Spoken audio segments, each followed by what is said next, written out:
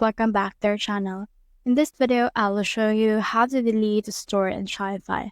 Let's get started. So for me, I will delete this trial store right here. So this is what my trial store looks like. You can click on the search bar right here and search in here for delete. Now in here, you should be able to see some results, like for example, this one, but this only requires pages and as well as manage apps, collaborative permissions, and all of these things right here. What you can do instead is you can click on this plan detail. And then once you have clicked on that, you should be able to see the plans that you have for this particular store.